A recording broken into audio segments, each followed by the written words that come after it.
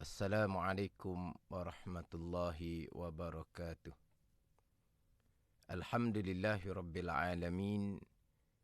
Wassalatu wassalamu ala sayyidil mursalin. Wa ala alihi wa sahbihi ajma'in.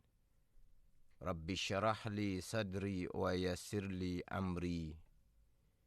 Wahlul uqdatan min lisani yafqahu qawli. Subhanaka la ilma lana illa ma 'allamtana innaka antal alimul hakim wala haula wala quwwata illa billahil aliyyil azim. Syukur alhamdulillah, bersua kembali kita untuk minggu ini di Manis FM dalam program Talaki Safinatun Najah menggunakan pakar kitab Safinatun Najah. Hari ini hari Jumaat sebagai hari ilmu di Manis FM.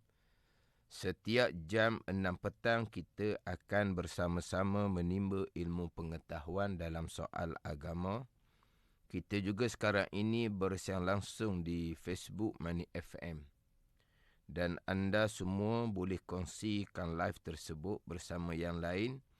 Semoga segala ilmu yang saya kongsikan dapat kita sama-sama amalkan. Jadi alhamdulillah petang ini kita dapat menyambung kembali pembicaraan di dalam kitab Safinatun Najah fi Ilmil Fiqhi, yang mana minggu lepas sudah masuk kepada pembicaraan bab fiqh dalam kitab Safinatun Najah. Yang mana kitab Safinatun Najah adalah kitab fiqh. Dimulai pembicaraan kitab fiqh dengan rukun Islam, dengan rukun iman. Kemudian pergi kepada makna kalimatut tauhid, la ilaha illallah. Kemudian barulah masuk kepada pembicaraan hukum hakam fiqh. Jadi kitab Safinatun Najah ni ada edisi Jawi dan ada edisi Rumi. Yang saya pakainya edisi Jawi. Yang saya beritahu muka surat berapa tu edisi Jawi lah.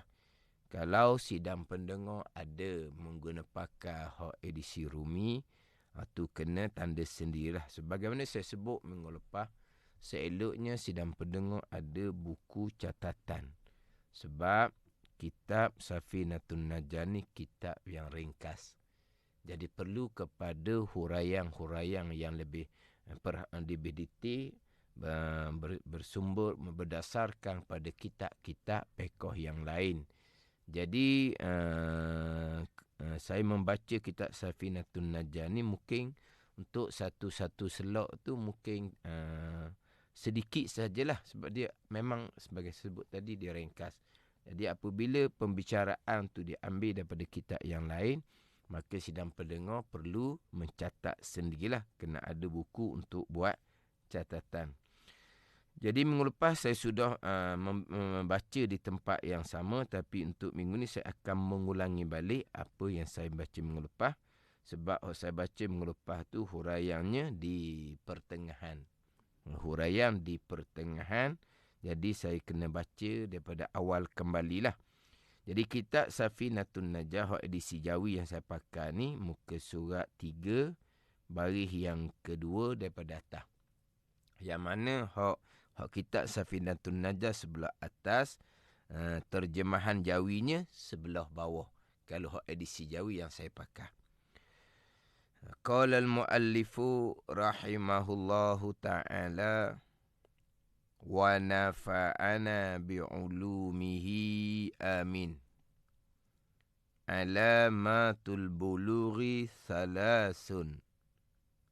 Tamamu 15 sanatan fi zakari wal unsa. Wal ihtilamu fi zakari wal unsa litis'in sinina. Wal haidu fil unsa litis'in sinin. Terjemahan dia, bermula tanda baligh itu 3 perkara. Apabila berlaku salah satu dari perkara ini, maka seseorang sudah baligh sampai umur. Jadi salah satu daripada 3 tanda ini atas orang perempuan. Kemudian tanda baligh atas orang lelaki hanya salah satu daripada 2 perkara. Jadi tanda baligh salah satu dari 3 perkara ini atas orang perempuan. Kemudian tanda baligh atas orang lelaki salah satu daripada 2 tanda. Yang mana kitab Safinatun Najah sebelum membicarakan berkaitan dengan hukum hakam fiqh, dibicara terlebih dahulu berkaitan dengan mukallaf lah kalau kita bicara di sini. Sebab baligh adalah salah satu daripada syarat mukallaf. Orang yang ditaklifkan syarak.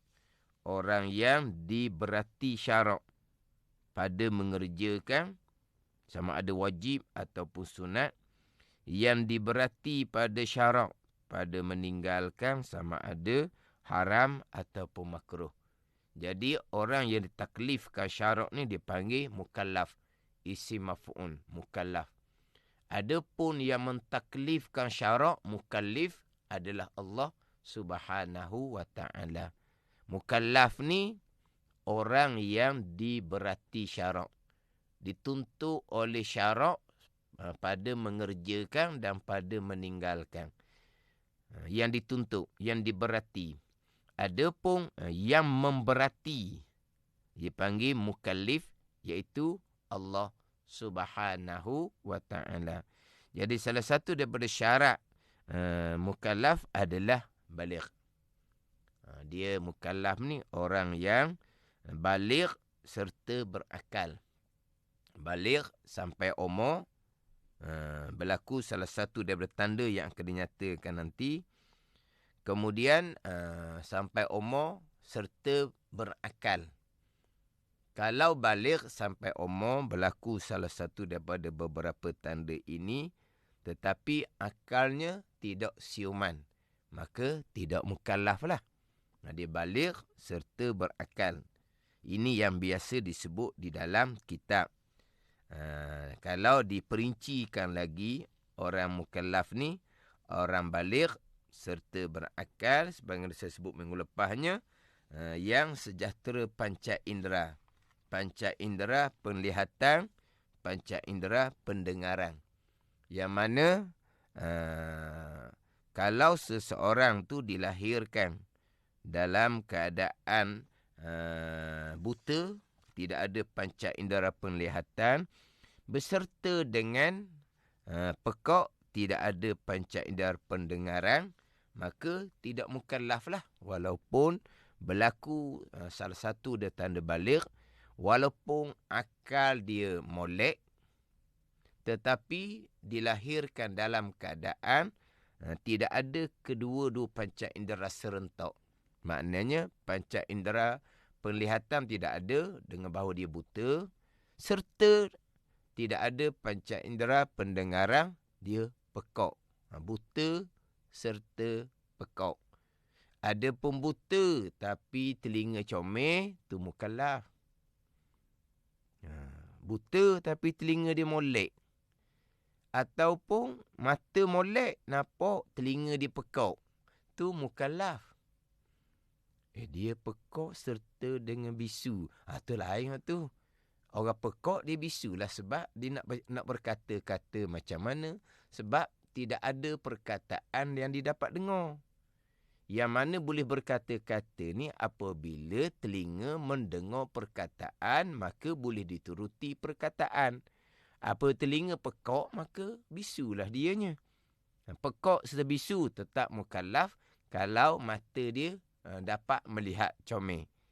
Matanya buta, telinga dia comel, mukallaf. Sebab dia sumber pengetahuan yang paling besar 2 lah. Penglihatan dan pendengaran. Yang tidak mukallaf yang sebut tadinya, dia dilahirkan dalam keadaan buta serta pekak. Maka tidak ada hukum kepada seseorang tadi ni. Maka bila dia meninggal, tempatnya adalah syurga Allah Subhanahu wa ta'ala. Adapun kalau dilahirnya molek, cuma kemudian kena penyakit. Kadang-kadang orang tua kerana penyakit kencing manis ke contohnya, menyebabkan matanya tak dapat lagi nak melihat.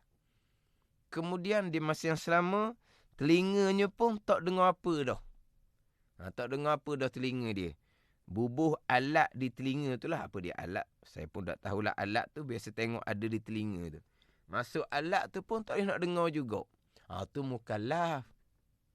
Sebab dia asalnya boleh melihat dan boleh mendengar. Cuma diuji dengan mata tak nampak, telinga tak dengar tu kemudian. Tu mukallaf. Cuma macam manalah kalau kita kata orang tua ni, kemungkinan anak-anak yang jaga. Dalam keadaan orang tuanya, mata tak nampak, telinga tak dengar. Lepas tu macam mana anak-anak nak nyatakan sudah masuk waktu sembahyang, kemudian sembahyang apa? Tu kena fikirlah waktu tu. Itu bicara lain. Jadi sekarang ni apabila mata tak nampak, kemudian banyak tidur pula, jadi malam ke siang ke sama sahaja gelap, tak nampak. Sedar-sedar tu ingat subuh semata. Sedar nak sembahyang subuh. Sedar nak sembahyang subuh. Walah tengah hari contohnya. Sekarang ni bila dia sedar, nak nyatakan sembahyang tu sembahyang apa? Subuh ke, zuhur ke, nak buat macam mana? Cuba fikir nak buat macam mana. Beritahu, telinga tak dengar. Nak isyarat, mata tak nampak. Ni nak sembahyang ni. Sembahyang subuh ke, sembahyang zuhur ke, sembahyang asar ke. Ni. Nak beritahu macam mana? Beritahu tak boleh sebab telinga tak dengar. Kemudian, nak tunjuk jam, mata tak nampak. Isyarat, mata tak nampak. Macam mana cara dia? Atau wallahualam lah. Tapi nak ceritanya, masih lagi mukallaf. Tapi memang ada sedikit kesukaran lah. Untuk, untuk memaklumkan. Semayang tu semayang apa ni? Sebab orang yang diuji seumpama ni, dia sedar dah bertidur nak semayang. Sebab pada kiraan dia, subuh. Sedar dah tidur nak semayang. Pada kiraannya, subuh. Tapi sekarang ni tengah hari. Dan mata tak nampak. Makna tengah hari ke malam ke sama. Nak nyatakan macam mana. Sebab ni mukallaf. Ada pun yang memang lahirnya buta dan pekak, tu tak ada hukum. Tu tak ada hukum tu. Sebagai ni saya sebut minggu lepasnya, saya pernah dimaklumkan oleh mokcik yang belajar dalam kelas saya. Dia kata ada dikenal seseorang yang dilahirkan seumpama tu. Dan walaupun mati itu mati muda, tetapi mati itu sudah 20-an. Mana 20-an ni sudah melampaui umur balik 15 tahun dan akalnya comel. Cuma mata tak nampak, telinga tak dengar. Memang tak ada buat apa-apa lah. Memang tak ada buat apa-apa. Tak ada semayang, tak ada apa lah. Nak semayang apa? Tak ada lah dianya. Tu contoh, tidak mukallaf. Tapi walaupun matinya tu mati muda, tapi kalau kira umur sudah melebihi 15 tahun, sudah melebihi umur balik. Makna kalau kira umur sudah balik, akal molek, tetapi tidak ada hukum kerana dilahirkan dalam keadaan buta dan pekak serentak. Buta, telinga dengar, mukallaf. Mata nampak comel molek, telinga pekak, mukallaf. Kena faham situ. Kemudian satu lagi, ini sebagai tambahan ni. Sebagai tambahan, sebagai yang saya sebut di permulaan tadi, hak baca kitab tu baca kitab lah. Kemudian insya-Allah saya akan tambah pembicaraan sebagai penambahan ilmu. Jadi sidang pendengar yang mengikuti Radio Money FM, yang mengikuti live FB, ambil kesempatan molek lah dengan kemudahan. Dengan kemudahan yang dikurniakan oleh Allah Subhanahu Wa Taala untuk kita menambah ilmu pengetahuan. Di mana ilmu ni hanya berada di hujung jari sahaja. Nak tak ada telinga ke, tambah tak ada telinga sahaja. Nak tak ada telinga ke, tambah tak ada telinga. Itu sahaja. Tak ada perlu ke mana-mana. Kalau kata duduk di rumah lah, tak ada perlu ke mana-mana. Kalau yang mengikuti Radio Mani FM ni sedang memandu kenderaan, bawa kereta, sama je lah. Tangan pegang steering, sama saja. Mata tengok jalan raya.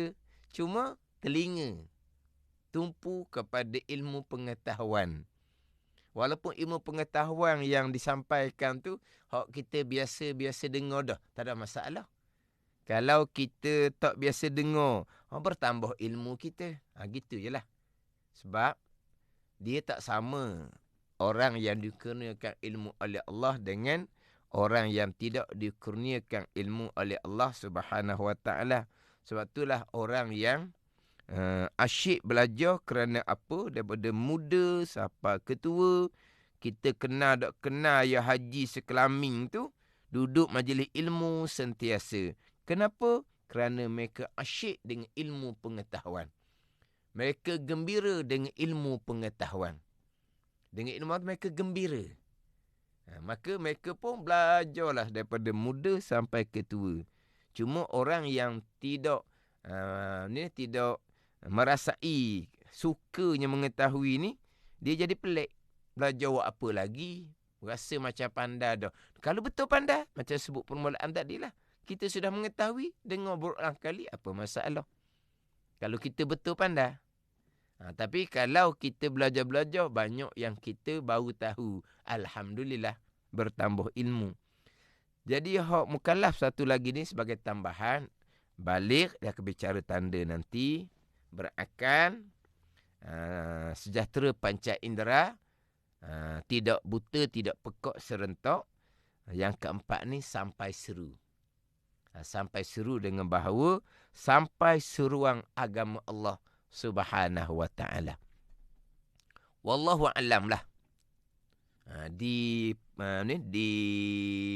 hujung-hujung dunia kat mana tak tahulah. Ada satu tempat yang mana tak sampai apa-apa maklumat.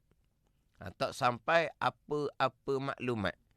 Yang mana kumpulan golongan mereka ni, puak mereka ni beranggapan dunia sempit hanya di sekitar kawasan mereka duduk saja.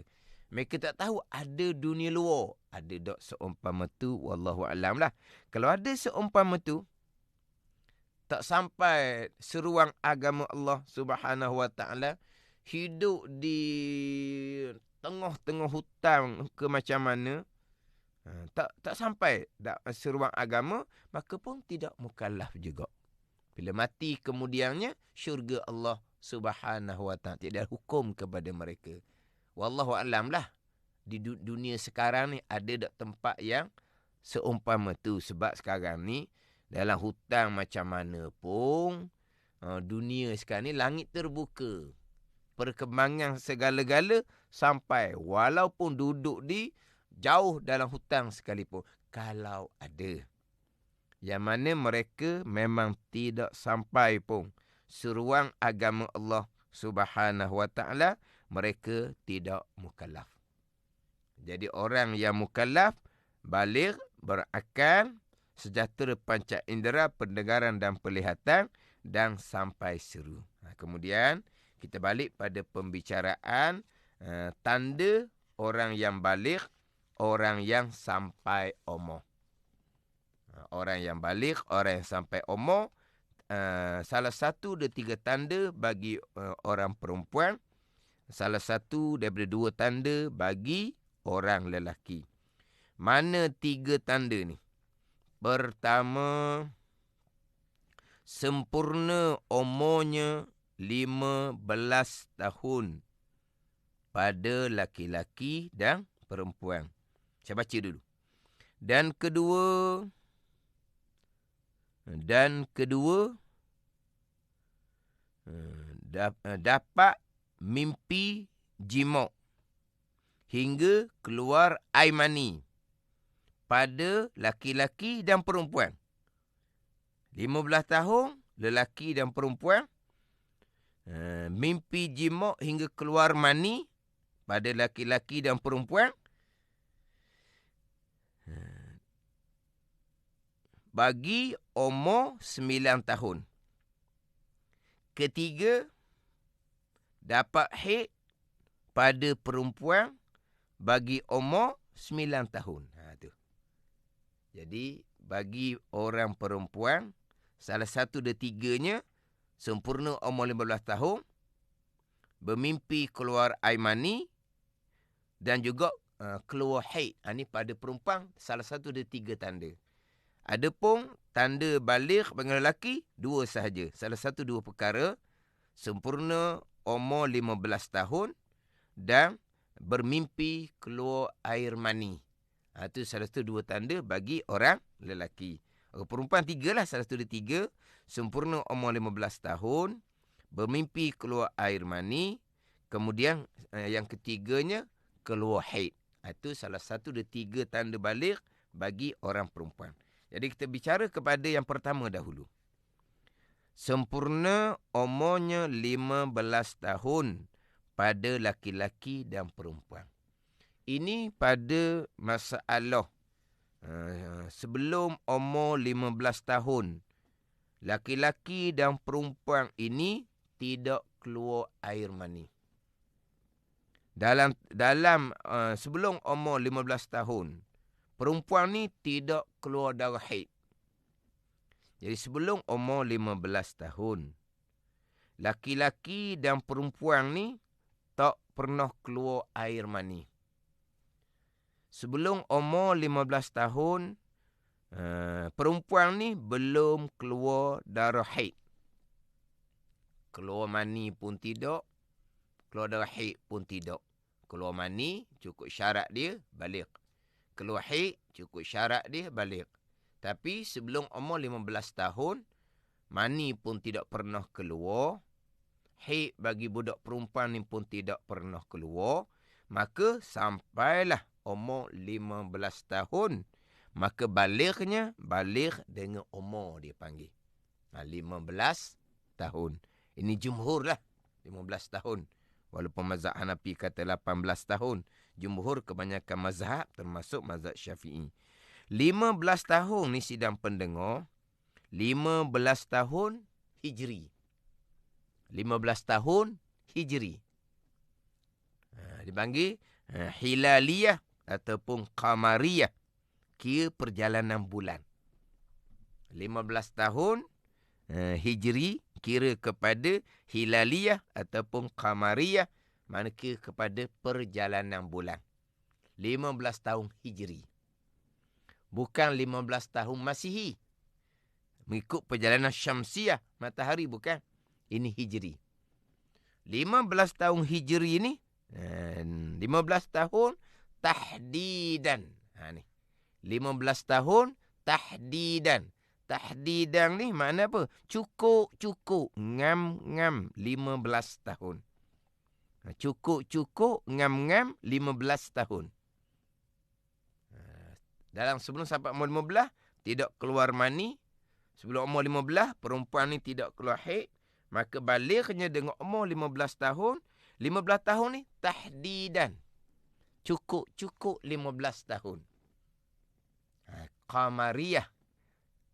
Mengikut perjalanan bulan 15 tahun Hijri. Jadi kalau hak Hijri ni kena ada tandaan lah. Anak dilahirkan Hijrinya berapa hari bulan. Berapa hari bulan. Pukul berapa hari bulan. Hijrinya.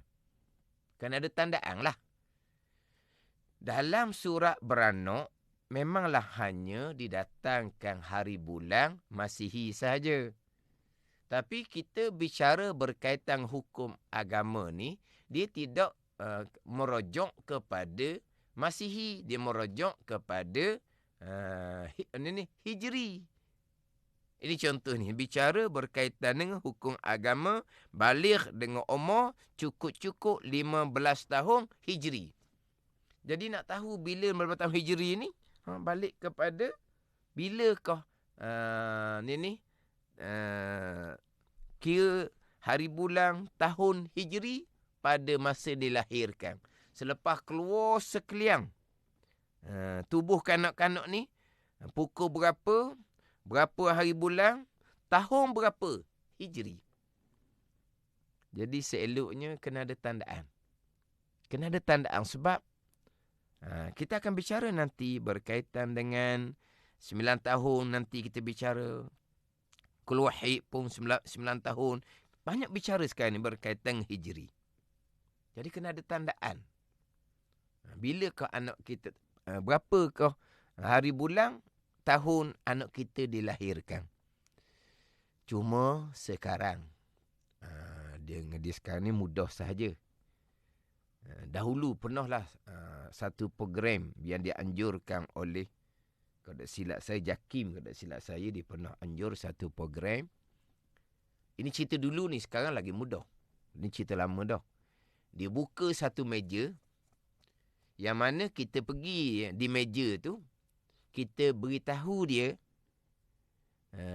tarikh lahir kita Masihi. Dia pun dia punya komputer dia gitulah. Dia pun pecek, tekan. Dia pun keluar kertas. Pada masa kita lahir, mengikut tarikh Masihi dalam surat beranak kita tu, yang mana tarikh lahir Masihi kita, nombor IC kita tu lah. Nombor IC kita sekarang ni. Jadi nombor IC kita tu tarikh lahir kita. Tengok nombor mula-mula tu, tahu dah umur berapanya. Tengok mula-mula tu. Jadi maknanya, bila kita beri tarikh kita dilahirkan, dia pun keluar kertas. Tarikh Hijri. Makna berapa hari, bulan berapa? Muharram ke, Safar ke, Jamadil awal, Jamadil akhir ke, dia akan keluar. Lepas tu tahun berapa, dia pun akan keluar. Dia gitu. Itu hak saya cerita, hak pengalaman saya lah. Tapi sekarang ni lagi mudah. Orang sekarang ni mudah saja nak mencari. Macam mana cara buat, wallahualam lah. Mudah je nak mencari bilakah tarikh Hijri kita dilahirkan. Kita ni kadang-kadang apabila bicara bab umur lah. Kita bicara bab umur ni memang kita beritahu umur kita, umur Masihi. Kita bicara umur ni, bicara umur Hijri lah. Dia kena gitu. Sebab setahun Hijri 354 hari. Setahun Masihi 365 hari. Maknanya setahun Masihi ni lebih 11 hari. Berarti kalau Masihi kita umur 30 tahun, Hijri kita umur 31. Tu ada komen tu. Al-Faqirah komen, baru tengah hari tadi saya cek tarikh lahir dalam bulan Hijri. Tua setahun daripada umur Masihi. Tu muda lagi tu, umur 30 tu barangkali. dalam dan ni sedang pendengar, saya baca komen dalam FB ni. Baru tengah hari tadi saya cek tarikh lahir dalam bulan Hijri. Cara mana dia cek, mudah je sekarang ni. Orang pandai dah sekarang ni. Tua setahun daripada umur Masihi, maknanya dia Masihi tu mungkin dalam 30-35 gitulah. Tapi kalaulah Masihi kita umur 60, ayah haji, mak haji umur 60, Hijrinya 62 dah. Hijrinya 62 dah. Sebab satu tahun Masihinya dia lebih 11 hari. 10 tahun 110 hari. 30 tahun 330 hari. Maknanya Masihi 30, Hijrinya sudah masuk 31. Jadi ayah haji, mak haji umur 60 ke atas tu sebut Hijri lah. Umur saya 60. 62 masih Hijri. Umur saya 65, 67. Tak mau dengar gitu orang kali tau. Kalau boleh nak dengar lagi muda. Dah umur 60 tu tua dah. Bukan 60 Mak Haji. Jadi bukan 60. 62. Oh, lagilah. Kena. Maknanya dia umur Masihi ni dia setahun lebih 11 hari. Sebab Hijri 354 hari. Kemudian Masihi 365 hari. Sebab Hijri ni 29, 30, 29, 30. Adapun Masihi ni 30, 31, 30, 31. Dia gitu. Kalau hak Masihi. Jadi hak 15 tahun ni balik dengan umur 15 tahun pada laki-laki dan perempuan 15 tahun Hijri tahdidan cukup. Cukup 15 tahun. Kalau dalam tempoh 15 tahun tidak pernah keluar air mani dan tidak pernah keluar haid bagi kanak-kanak perempuan. Itu yang pertama. Sempurna umurnya 15 tahun pada laki-laki dan perempuan.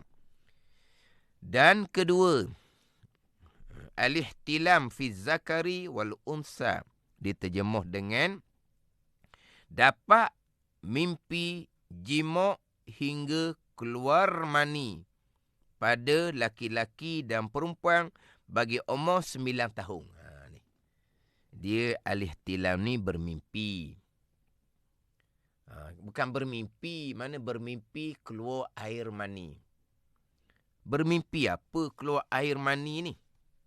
Bermimpi keluar air mani ni. Masa saya ngaji dengan Tok Guru lah. Dia kata bermimpi dia panggil mimpi gajah dia panggil. Faham tak? Mimpi gajah. Dia nak cerita ni maknanya sindir-sindir lah. Kinayah sindir.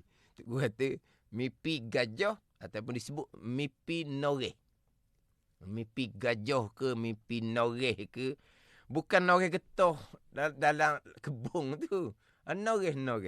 Sini comel ni. Bermimpi jima' bersetubuh hingga keluar mani. Itu terang-terang. Apalah. Kita ambil terjemahan kitab. Dapat mimpi jima' hingga keluar mani. Takut si dapur dengar tak faham pula jima'. Jima' tu bersetubuh lah. Jima' tu bahasa Arab. Bersetubuh. Tapi masa saya belajar dulu, jima' disebut dengan noreh. Sudah noreh, kena mandilah. Noreh tu maksud dia jima' lah. Dia di sini cerita hak ghalib. Bermimpi, bersetubuh, keluar air mani. Itu cerita pada ghalib. Keluar air mani. Bermimpi ke ataupun tak tahulah dia ni macam mana. Manja. Dia tengok ayam berlaki, tiba-tiba terkeluar air mani. Contoh. Balik lah. Ada ke orang manja begitu? Mungkin lah. Dia tengok ayam berlaki. Dia pun naik syahwah, naik keinginan. Keluarlah air mani. Balik. Ataupun dia mengeluarkan air mani dengan tangan sendiri. Itu dipanggil sekarang, dipanggil onani. Tak? Begitu tak? Onani. Dalam konti ni, memanglah saya seorang je. Pada dengar tu. Tapi ada juruteknik seorang. Berdua. Jadi saya pandang juruteknik lah ni. Jadi cara bercakap tu macam ada orang je. Adalah, bukan saya seorang.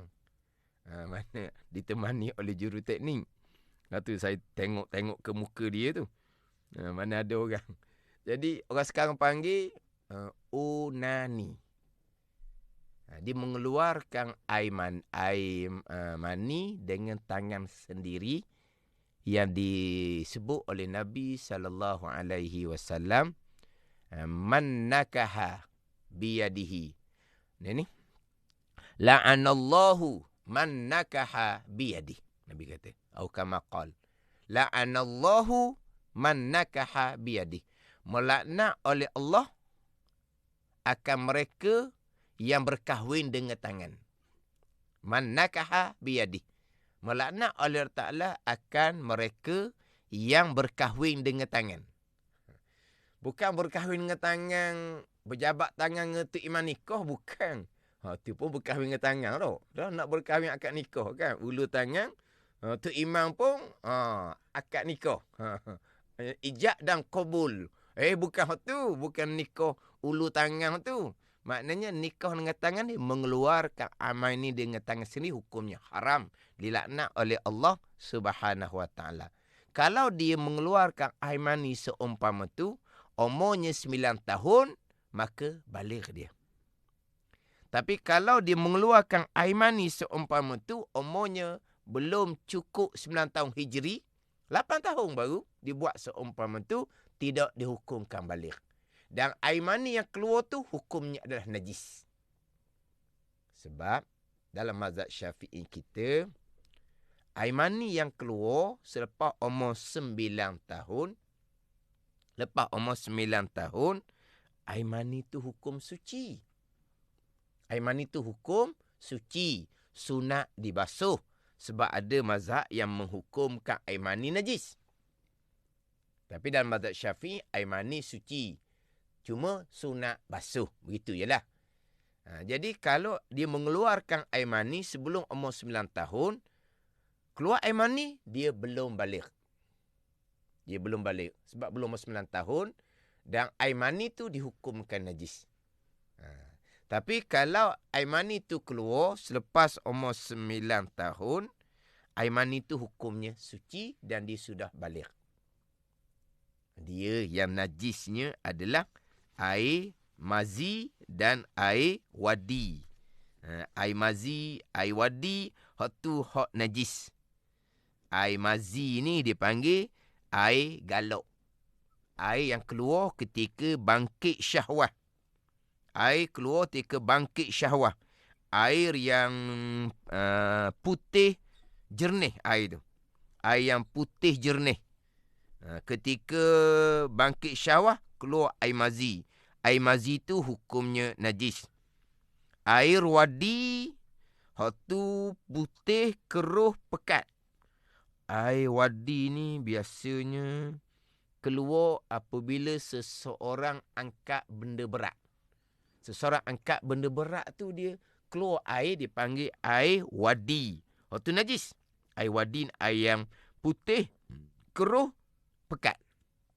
Ada tak? Itu najis. Adapun air mani tidak dihukumkan najis dalam mazhab Syafi'i kita.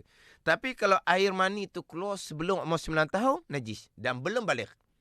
Hak ni hak lepas 9 tahun, keluar mani, air mani tu suci. Kanak-kanak lelaki dan perempuan ni, asal kanak-kanak dah lah. Lepas je keluar mani, tak panggil kanak-kanak dah. Panggil dewasa ke, begitulah. Mungkinlah panggil. Dia keluar mani umur 9 tahun. Ni bukan kanak-kanak ni, dewasa. Dewasa kita umur 20-an, dewasa ke macam mana. Nak panggil apa tu? Sebab kita tak boleh panggil dia kanak-kanak. Sebab dia sudah balik. Tapi dia umur 9 tahun. 9 tahun ni dia dah 3. Tak boleh panggil kanak-kanak. Sebab apa? Sebab dia sudah balik. Dia sudah ada catatan amalan sendiri. Dia sudah ada pahala. Dia sudah ada dosa. Catatan tu akan dibentang di mahsyar bermula daripada umur dia balik. Jadi nak panggil apa? Sebelum tu kita panggil kanak-kanak. Selepas keluar sahaja mani, umur 9 tahun Hijri ke atas, maka dia sudah balik. Tak boleh nak panggil kanak-kanak tu, nak panggil apa? Tak panggil kanak-kanak dah lah. Panggil orang balik. Panggil orang balik. Tapi nak panggil istilah apa tu? Istilah dewasa, payah bahasa kitanya. Tapi mana sudah mukallaf. Sudah mukallaf, sudah ditaklifkan hukum pada mengerjakan dan pada meninggalkan, dan sudah ada catatan amalan sendiri yang akan dibentang pada di hari akhirah di padang mahsyar. Jadi kalau keluar mani umur 9 tahun. Hak kata bermimpi jima' hingga keluar mani ni, ini hak ghalib lah. Biasanya hak berlaku seumpama ni.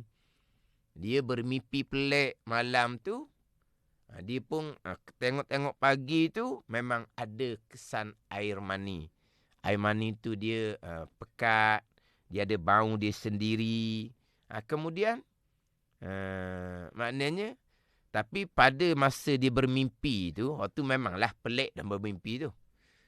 Cuma sekarang ni, wallahualam lah, itu saya hanya dengar cerita-cerita. Sekarang ni lebih cepat masuk umur balik. Dalam situasi sekarang yang sudah banyak perkara-perkara yang diketahui oleh kanak-kanak. Kita sama dengan orang-orang dahulu. Orang-orang dahulu ni darjah 5, darjah 6, masa sekolah rendah, tak reti lagi beza lelaki dengan perempuan.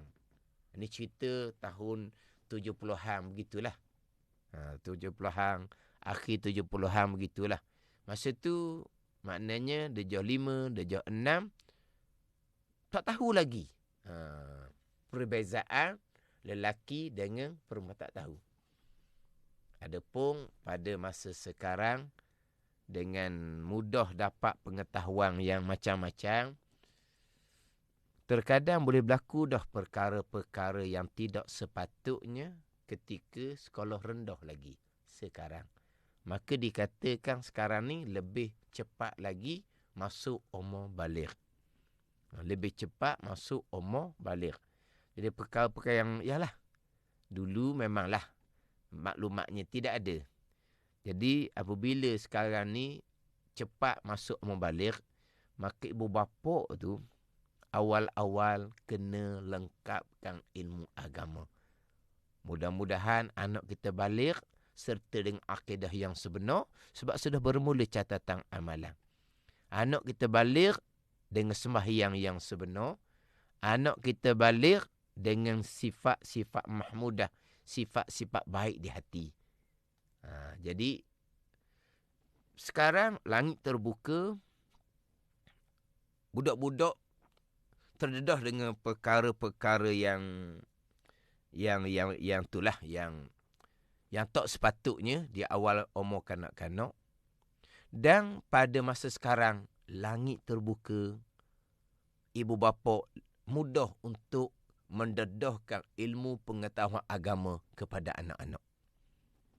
Jadi mana apa ni? Dulu tak ada mari benda pelik-pelik. Umur jah 5, jah 6 tak reti apa lagi. Tapi masa dahulu kita nak belajar ilmu agama terhad. Sekarang betul lah langit terbuka. Jadi kanak-kanak, budak-budak terdedah dengan perkara-perkara yang tidak sepatutnya, maka cepat baligh mereka. Jadi ibu bapa kena pastikan anak baligh serta dengan akidah betul, sembahyang bang betul, hati betul. Jadi macam mana? Sekarang ni langit terbuka, ilmu agama pun mudah untuk didapati. Contoh macam sekarang lah. Dengan Money FM. Money FM pula disertakan dengan live FB. Bila disertakan dengan FB ni, boleh diikuti. Kemudian boleh tengok semula, buka balik FB Money FM. Jadi dengan perkara yang terbuka sekarang ni, ilmu pengetahuan pun terbuka. Balik cepat sekarang. Jadi bapa kena cepat-cepat lengkapkan ilmu fardhu-ain tauhid, fiqh tasawuf kepada anak-anak sebelum anak masuk membaligh, yang mana kanak-kanak baligh agak cepat. Jadi untuk minggu ni saya hanya sempat bicara 2 tanda daripada 3 tanda baligh seorang kanak-kanak. 2 tanda ni kepada lelaki dan kepada perempuan. Kanak-kanak perempuan dia ada tanda yang ketiga pula nanti. Dan ketiga dapat haid pada perempuan bagi umur 9 tahun. Itu insyaAllah saya akan bicara kemudian pula lah. Hak tanda yang ketiga. Yang mana cukup masa, kita ikut pada masa yang ditetapkan dalam 45 minit. Jadi wallahu a'lam. Bismillahirrahmanirrahim. Alhamdulillahirabbil alamin. Wassalatu wassalamu ala sayyidil mursalin. Wa ala alihi wa sahbihi ajma'in. Allahumma ftah alaina futuhal arifin. Allahumma allimna ilma akdamin. Wa fahimna famas sabikin. Warzuqna riqat talibin. Allahumma zidna ilman wa alhikna bis salihin. Wa sallallahu ala sayyidina Muhammadin wa ala alihi wa sahbihi wa sallam. Walhamdulillahirabbil alamin. Wassalamualaikum warahmatullahi wabarakatuh.